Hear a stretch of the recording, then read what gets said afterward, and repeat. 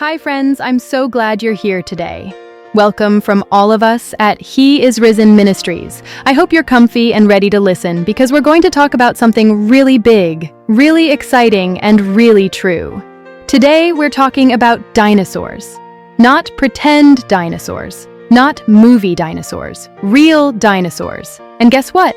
The Bible talks about creatures that sound just like real dinosaurs. And people long ago even drew pictures of them because they saw them with their own eyes. Yes, they really did! You're going to love this story! Let's start with something very cool.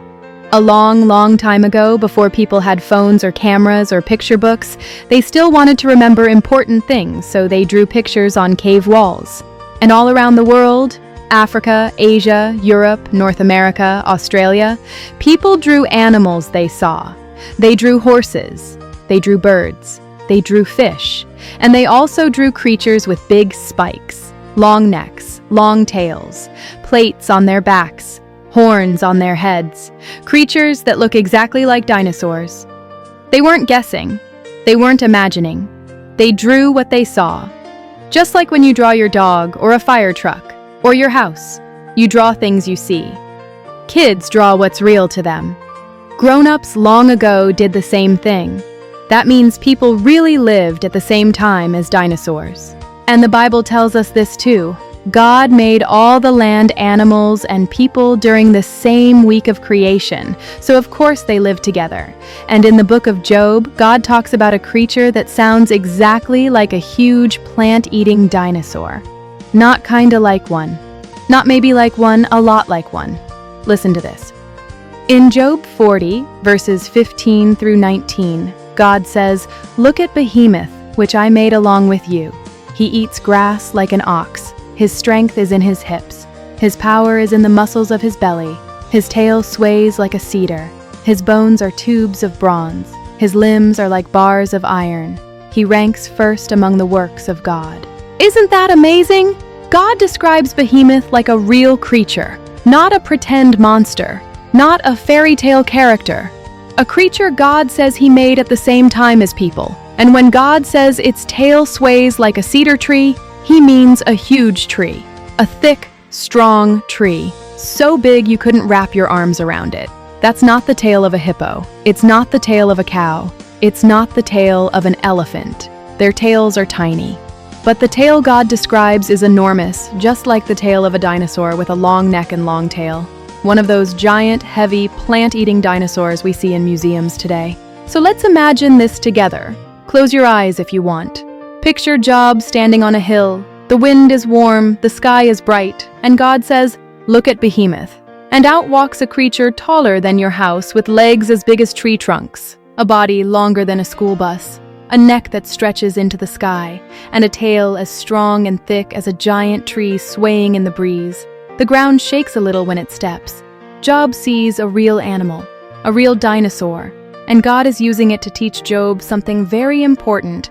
God wanted Job to see a creature so big and powerful that Job would say, "Wow, God made that." And when we look at dinosaurs today, whether it's bones in a museum, pictures in a book, or drawings on cave walls, we can also say, "Wow, God made those too."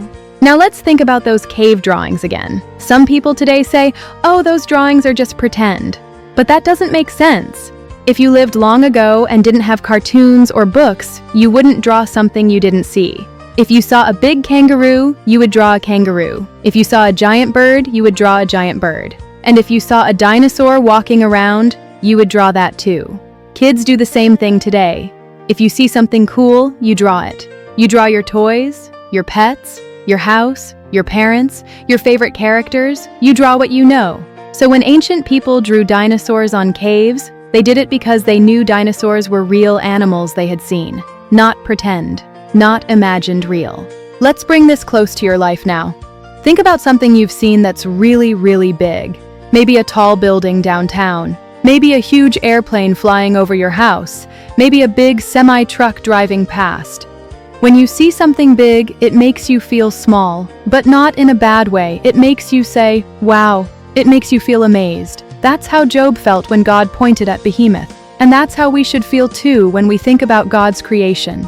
Big things remind us that God is even bigger. And sometimes we face big things in our own lives, things that feel too hard, too confusing, too scary. Maybe learning something new at school feels big, maybe telling the truth feels big, maybe being brave feels big. But the God who made dinosaurs is with you. If God can make a creature with bones as strong as iron bars, He can help you with your worries too. You're never too small for God to take care of you. Let's imagine another picture together. Imagine you're at a playground looking up at the tallest slide you've ever seen. It feels giant, maybe a little scary, but then someone you trust, a parent, a teacher, a friend, stands beside you and says, "I'm right here." Suddenly, the slide doesn't feel so scary anymore, it's still tall. But you're not alone. That's how remembering God works. When you remember God is big and good and strong, the scary things in your life don't feel quite so huge anymore. Now let's go back to Behemoth for a minute. God said this creature ranks first among His works. That means it was one of the biggest animals He made, one of the most impressive. Imagine God showing Job this creature and saying, "Look at that, I made that, and I can take care of you too." Doesn't that make your heart feel warm and safe? We don't need to be afraid of learning about dinosaurs. They don't hurt the Bible. They actually help us see how amazing God's world truly is. And here's something exciting. When you see dinosaur bones in a museum, you're seeing the bones of animals that lived on the same earth people lived on. When you see a dinosaur toy or a picture book, you're looking at creatures God designed. And when you hear about the behemoth in Job, you're hearing about a real dinosaur. God used to teach a real man a real lesson about trust. Let's walk into a museum together in our imagination. You look up and see a giant skeleton reaching into the sky. The bones are bigger than your whole body. The neck stretches across the room. The tail is longer than a bus. You stand there with your mouth open, staring. And right then, imagine God whispering to your heart, "I made these creatures, and I made you, and I love you more than everything you see." That should make you feel strong on the inside, loved, safe. Now let's go back to cave drawings again. Picture a family living a long time ago. They go out to hunt or gather food. They see a giant creature with a long tail and long neck eating plants near a river. They hide behind rocks and watch it. Their hearts beat fast because they've never seen anything that big before. They go home, and they start drawing what they saw on the cave wall: long legs, long neck, big tail. That really happened. People all over the world made pictures like this because they saw dinosaurs, and we still have those drawings today to remind us of what they saw. You know what's cool? Kids love dinosaurs because they're amazing. They're huge, they're mysterious, they make us wonder. God loves when we wonder. God loves when we ask questions.